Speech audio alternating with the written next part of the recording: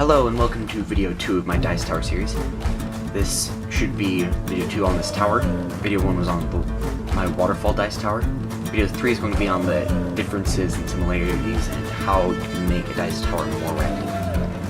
So this one has the same layout. You've got a pan in the bottom filled with tiles so that the dice don't lay awkwardly. Unlike my tongue, which does lay awkwardly. We've got a hole in the top, which lets us throw dice down like this. I've wrapped this awesome dragon around it, at least I think it's awesome, but the head makes it hard to sometimes get to the dice, if you can see what I mean here. So I made this, it pops open and dice can be flipped out. It also makes it easier to see the numbers on top of the dice. So let's get into this dice tower. So let's start with the decoration of this tower. First off, we've got two main colors for the tower, dark gray and light gray. And second, we've got two main colors for the dragon, which is black and dark red. Then we've got a couple other colors, mostly for the tower, which is black and brown for these windows. And then we've got this torch up here, which is two shades of brown and a flame. I just say I really like it when we do torches like this, because telescopes, though they do work as torches, are less cool torches. Use one of these pieces. I'm not sure how you describe this one. It's kind of like a stud piece, except it has a hole in the top instead of a stud. Then the small part of this flame fits directly inside, and then the pull part of this fits inside the telescope. So that's probably the coolest way that I know of to make a torch. So then we've got our rounded hole on the inside. I used slope plates, not slope, but angled plates to make that, which I really like the effect of. And then down inside, you may not be able to see this, but we've got two rods going from side to side to make it so that when we put a dice in, it goes around the rods one way or the other, which is a very effective randomizing system. You may remember my waterfall video where we had the slopes, and we'll be talking about the differences between those two randomizing systems in my third video. Okay, so let's start with the tower. First off, this dragon is removable. Its just head is held on by a little axle piece there. Its body is held on by a separate axle piece, which goes right into the tower there. So that's all that's holding the dragon on. We've got the body into that hole and the head into that hole. So then, for my tower, I've used these wall pieces, which are fairly hollow on the inside, pretty thin. And we've got these slope bricks, alternating sides. We've got some stone bricks up and down. And then on the inside, we've got the same kind of slope mechanism in my waterfall tower. We've got the 2x3s, and we've got another set of 2x2s, and in this case I have higher slopes, so you may not be able to see that in there. And then we've got these windows. These are just nice little window pieces. They're really commonly used for towers. And I've got a kind of spiral, starting at the bottom there, middle, top, and then I've got another one on the top, which is visible past the dragon. And then here we've got the top of the tower with its, I think that's called crenellations. And then we've got a clip bar which holds our torch. So really, that's all there is to this tower. So next, let's go on to how to build some of these things. The tower is pretty simple. It's basically just, we've got a gray section with these landscapings, which I think give it a nice look, like it's kind of built into solid rock. And then we've got, what's the main important thing about the tower is, about a dice tower, is to have a completely smooth bottom, so that way dice don't land in cracks and come up like that, where you can't tell whether that is a 2 or a 20. But when it's completely flat, you can tell exactly what number it is, no matter how it's rolled.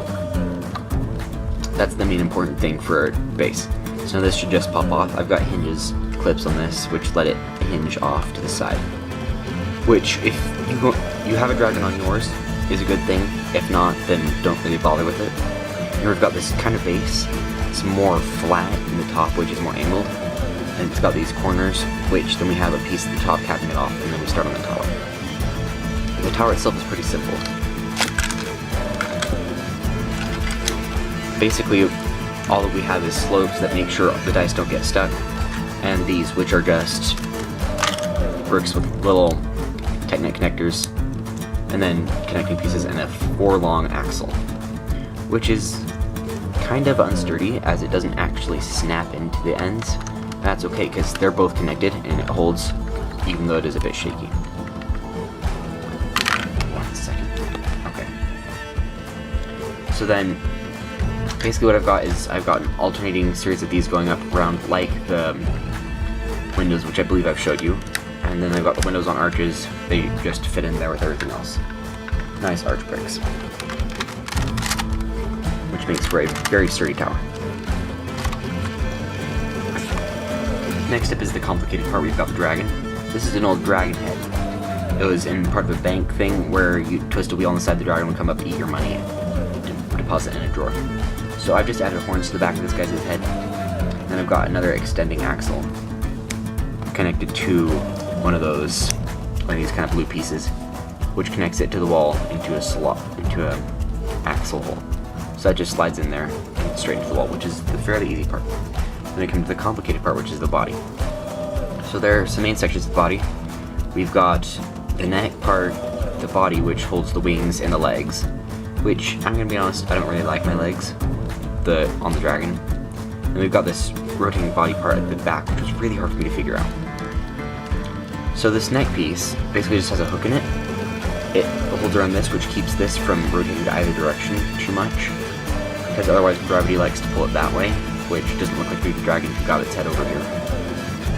And we've got these wings, which are made of basically just a bunch of hinge pieces, which I've done out. If you've seen dragon wings, you know that the second segment and third ones, fourth ones always come from the main joint. So there's no way to actually build that in LEGO. So instead I'm putting it right here. And that looks good enough while it's closed and fairly okay when it's open. You may notice we've got this rope piece here. That is just to keep the wings up, because otherwise, like I was talking about with this hook and the head, the body just likes to tilt and the wings just like to fall. So then on the back we've got this.